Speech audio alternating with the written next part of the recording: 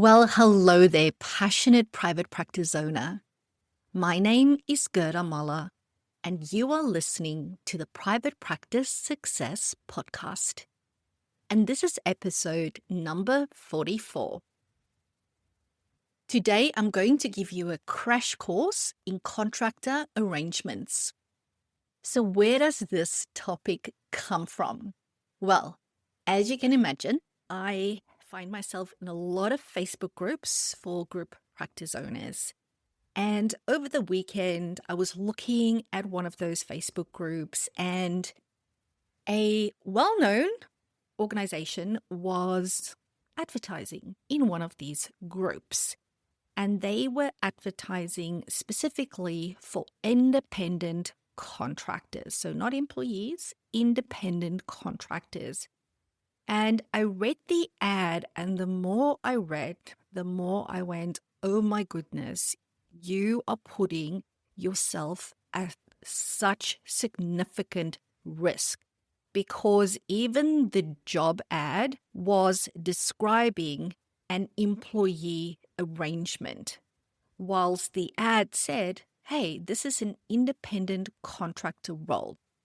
And then they started to share, as you do in your job ad, what's in it for this person and what they offer as a business. And I get all of that, but that was really a big red flag for me. And it does surprise me, it probably shouldn't, that there's still a lot of people out there, aka private practice owners, that are still contracting like we did 5, 3, even 2 years ago. And I know that this often happens. We are so busy running our business that we sometimes forget, or we just do not prioritize looking at what is happening out there in the market, what is happening legally, legislatively. Or we know it, or we hear about it and we just go, I'll deal with that later, because very often in our heads, this is such a big deal.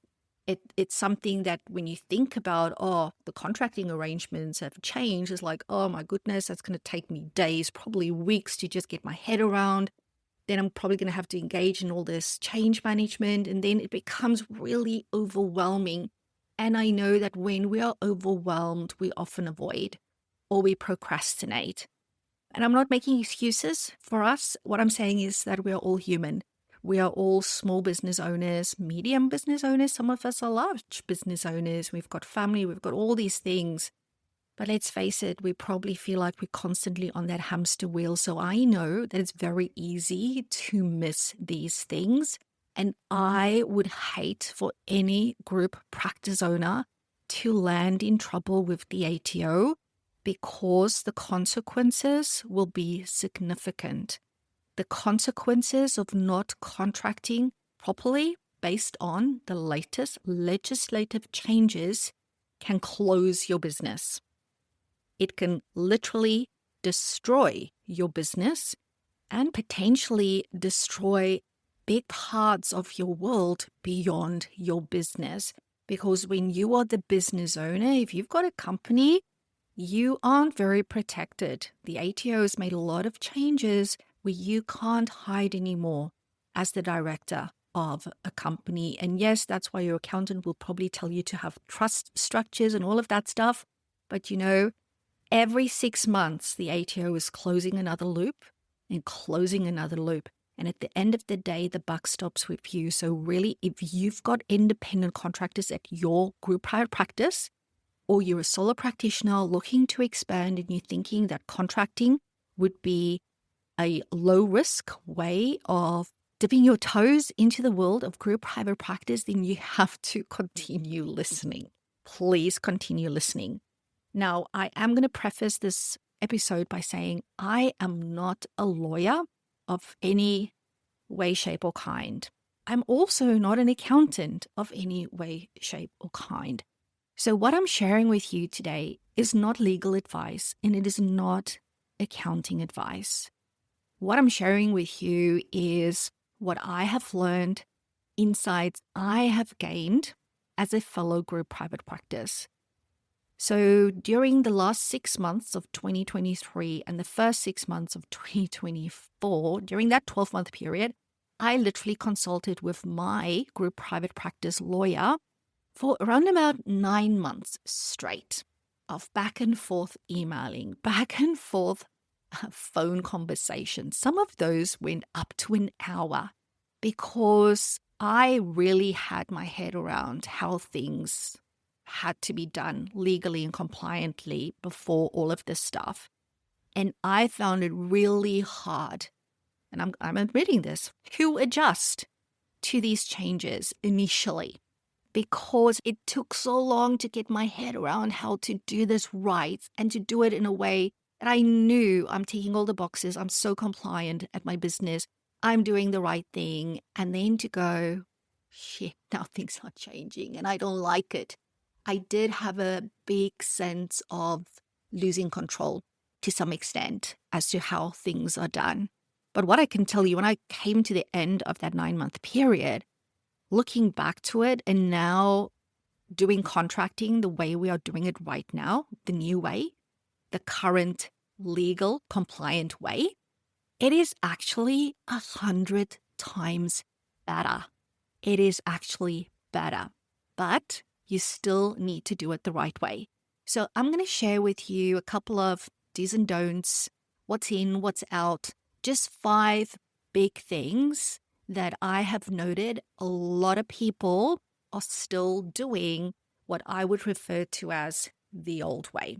And I'm not saying that you throw the whole baby out with the bathwater based on how you contract, but if you were to come and work with me as a business coaching client within my PPS Academy or my Founders Club, this is what I would advise you to consider. You don't have to do it. People often come and work with me. I tell them, this is what I think we need to be doing. Whatever you decide is right at the end of the day. But really, when it comes to contracting, these are legalities. There's actually no choice in here with the majority of these things. So the first one I'm going to talk to you about is actually not a legal requirement, not based on my interpretation of the law. However, this is what I would consider a best practice, innovative way of contracting. And that is the old percentage split. There's still a lot of people doing the old percentage split. So at my practice, we stopped doing that back in 2018, which is now, 5, 6, 7 years ago already. Feels like just, 2 years ago, but 7 years ago already, we stopped doing the percentage split. So that is out. And since then, what we have been doing is we are paying our contractors a fixed rate per billable client hour. So when I say client hour, that is that 50 minutes plus 10 minutes for note taking and prep. Okay. And it has been a game changer. And I honestly believe that it is the best option for both the contractor and the business. So for a business, it allows you as the business owner to more accurately budget for your expenses. It allows you to more accurately do your cash flow projections. For the contractor, it does exactly the same. They can budget better. They can do better cash flow forecasting for their business. So they have that security now of not having to calculate what is this amount for this particular referral type. They know exactly this is what I'm getting. It also means that there's a lot more onus on the business, the group practice, to make sure that the types of referrals coming in is appropriate, that what clients get charged is appropriate.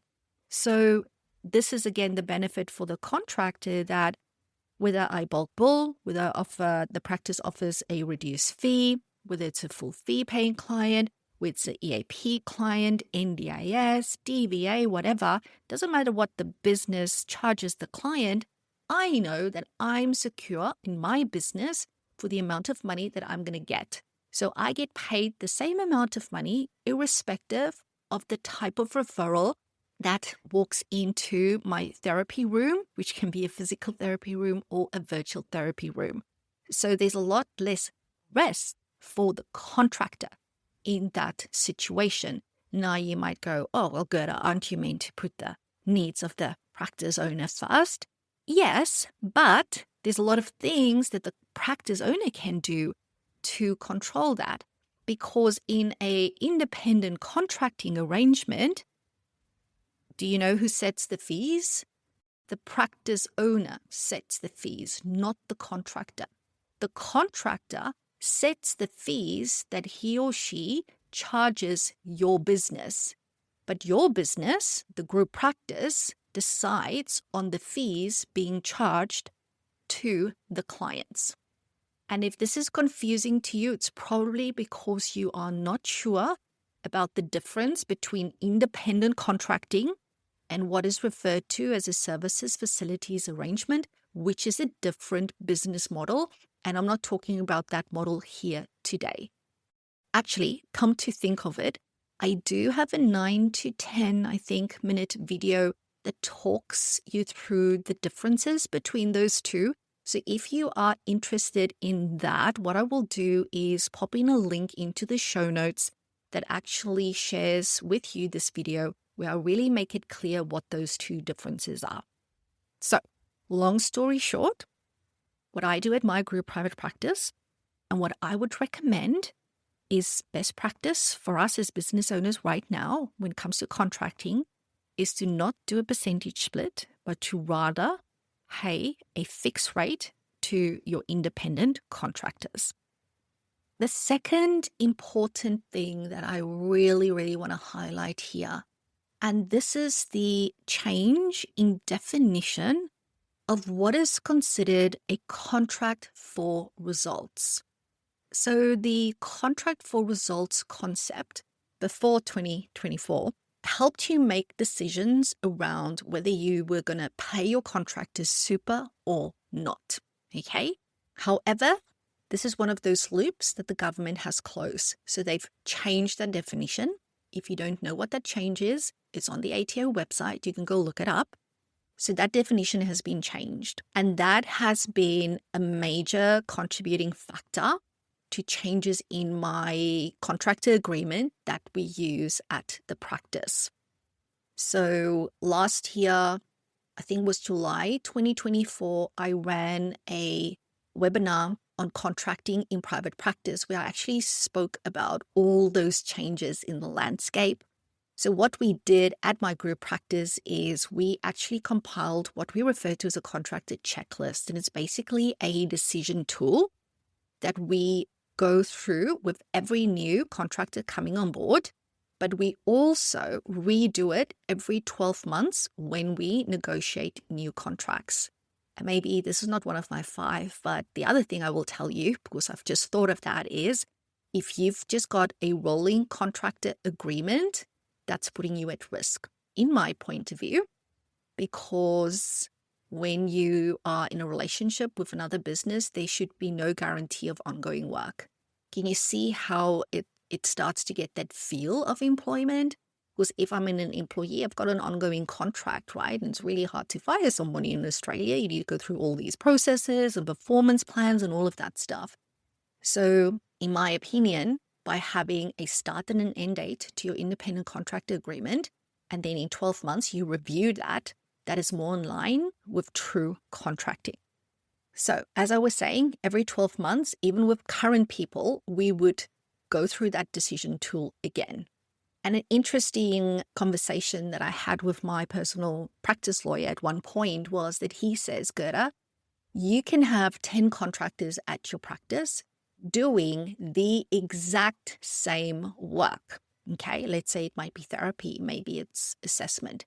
So the clients you give them might be similar, the type of work they're doing might be similar, but based on the questions in that decision tool, the one you might need to pay super to, the other you might not need to pay super to.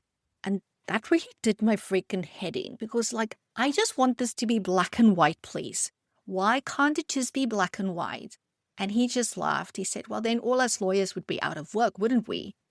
because you can take one arrangement to the one lawyer and they can interpret it one way and somebody else can interpret it another way, which is why we do it, so that if we ever were to be taken to the ATO, and that normally happens when somebody gets the shits with you and, they go, my accountant said that you should have done A, B, and C, then we will now have documentary evidence to show this is the due diligence that we did as a business. Maybe we made a mistake, but we can show that we did our risk assessment, we asked the right questions, and based on the information that was provided to us by this person at this time, this is the decision we made, and this is what it was based on. If they didn't come back to us 3-6 months later when their situation changed to update us, well, I don't think that's on us. Well, that's debatable, but that's my opinion on it. So it's really important that if you are still using a contractor agreement that is based on the previous definition of contracting for results, that this is your flag to go and speak to a lawyer and get this fixed up. The third point that I want to highlight here is what I refer to as the what versus how principle. And this is a really important differentiation when you are asking yourself, is this person an employee or a contractor? Not in terms of the previous point of, their personal situation, how their business is set up and that stuff, but really, how are you treating them? And this is a really important reflective point for you as the business owner in terms of how much control do you want over what this person does? Because I know, especially when you're in the early stages and you've worked so hard to build up your reputation in your business, and now you're bringing in a new clinician, you are really trusting that person with your hard work, with your blood, sweat, and tears, with your reputation.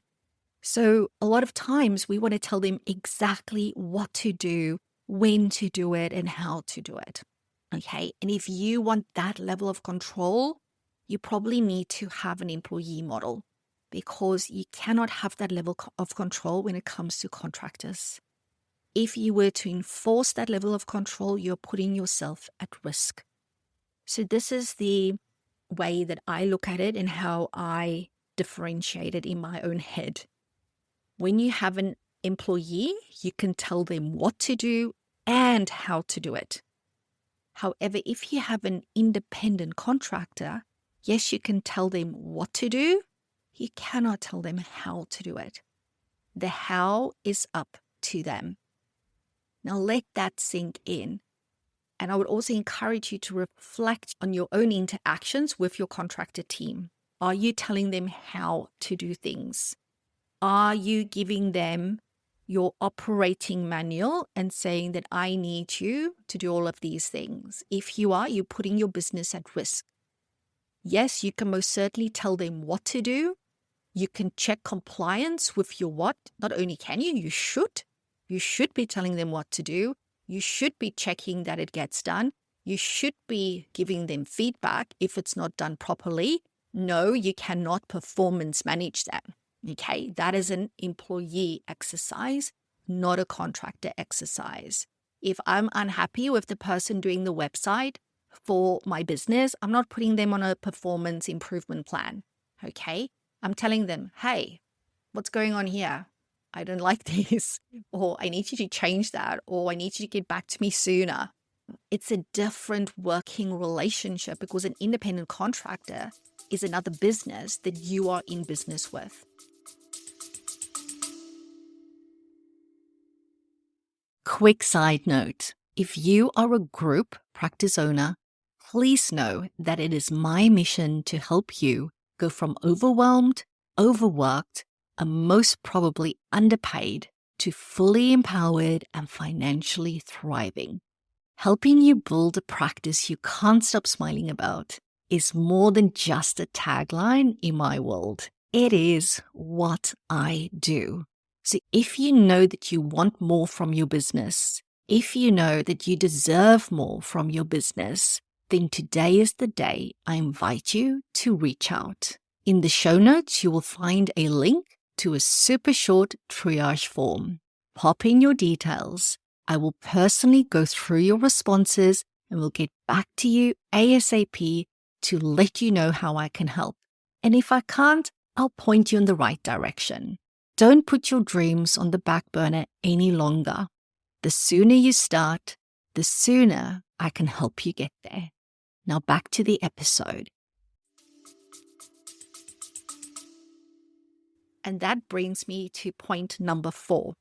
And this is when people refer to their contractors as team.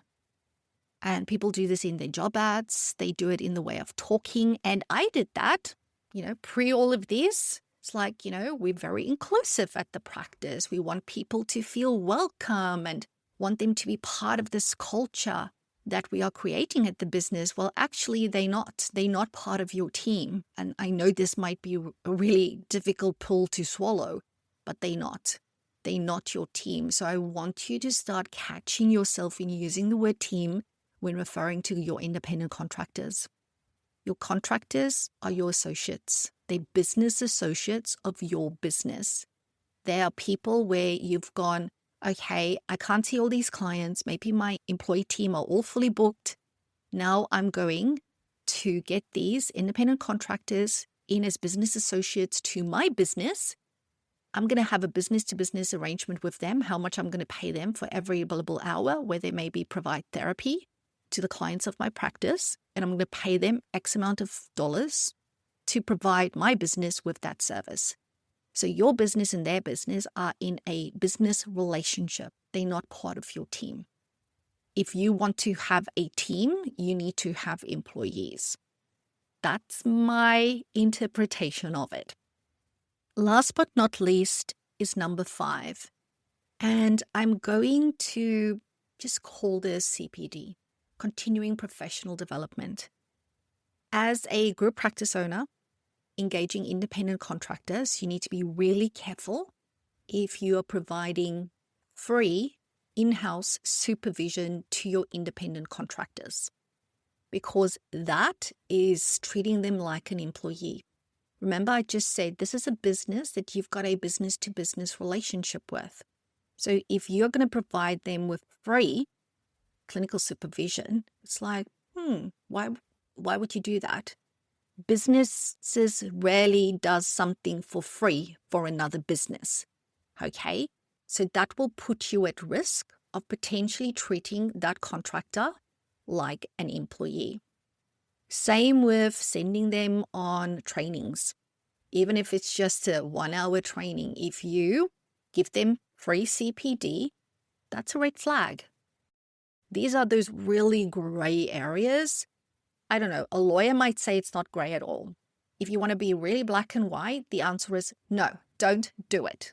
And depending on your risk tolerance, you might decide to do various things and position it in various ways. And I feel like I'm not being very helpful when I say that. But the bottom line is this: you really need to ask yourself, what am I providing for free right now to the contractors within my business? Am I giving them free access to those policies and procedures, like I said earlier, and actually requiring them to use it? Not good. Am I giving them resources that they haven't paid for? Because remember, they're a business, they're not an employee. Am I giving them professional development for free that this business hasn't paid for? All right.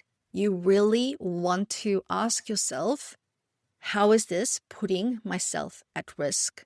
As I said, the safest answer is not to provide any of that, to be really black and white here and to big time err on the side of caution. Okay. But again, this is part of a lot of stuff that goes into that assessment of what it is that you are doing and how you are treating this independent contractor. Okay, so that is my 5-point crash course in contractor arrangements. Now, if you are sitting here and thinking this is not good, I've got 10, 20 contractors on my team and I've not done anything and I didn't even know about this, well, now you know, and now you can do something about it. Don't freak the hell out, okay? That's the worst thing you can do. Having a knee-jerk reaction is the worst thing you can do. What you need to do now is familiarize yourself with the changes. You can start by going onto the ATO website. You are very welcome I'll put this in the show notes as well, to watch the recording of the training I did last year. It was called Contracting in Private Practice. It's very cheap training. I priced it really inexpensively because I wanted to make it as accessible as possible to any and all practice owners that has contractors. Again, that training is delivered through the lens of me being a group practice owner. I'm not a lawyer. I'm not an accountant. But you know what? Trainings like that, just like a podcast like this episode, will now alert you to what's happening, and it will empower you to ask the right questions. So when you go and see your lawyer, you will have that information, because remember, they don't know what you know and don't know. And they're not going to sit there and lecture you on the basics. Well, maybe they will, but they're probably going to charge you $600 an hour to do that. Whereas you can listen to my little course that went, I don't know, how long did it go for? 3 hours? And pay, I think it's something like $250 for that, to empower you to ask the right questions. And then you go, what is the next thing that I need to do to move towards becoming compliant?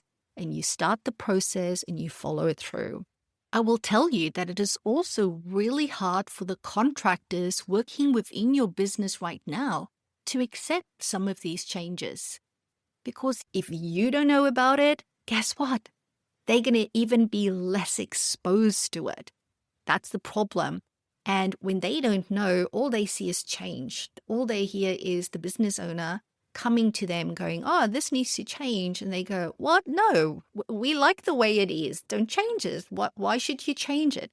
So it's really important also when you start this process to tell them that you are reviewing the contracts based on these changes. Maybe send them a couple of links. Remember, it's also their job to educate themselves. They're a business, okay? So it's their job to do that. But I would be very clear with them once you start to implement the changes that it's not because you want to, probably, it's because you have to, because this is a legal requirement and you do not want to open up yourself to any fines from the ATO or from any claims. Because no matter how well you get along with your contractors, I can tell you now, the pawpaw often hits the fan. And even the best, most loyal, long-standing relationships between people can go sour when it comes to freaking money. So you have to protect yourself and your business. And that means that you need to do the right thing. And that means that you need to support your contractors in realizing this is the changes, send them those links, get them to speak to their people as well, and go on this journey together to ensure that both of your businesses are compliant and doing the right thing. Final thought that I want to share is contracting is not the devil. So you might go, this is all too hard. I'm going to change all my contractors over to employees. Or you might go, this is all too hard. I'm not going to have contractors at all. I'm just going to do an employment model. Well, I actually personally like having a hybrid model. So I've got a core team of employees, and then I have the contractors. So the contractors is really there to look after that overflow of work. So we always focus on the core team of employees first, making sure that they are fully booked with their ideal clients. And only once that has occurred, do we send clients to our associates, which is our independent contractors. And it works really beautifully. So just get your head around all the changes, implement one step at a time. And as always, if you need help with the implementation of all of this is what I do in my academy, in my Founders Club. There's a triage form in the show notes. Complete it, reach out. I'm here to help. We are going to leave it there for today. Thank you so much for tuning in. And as always, remember that I am here to help you build a practice you can't stop smiling about.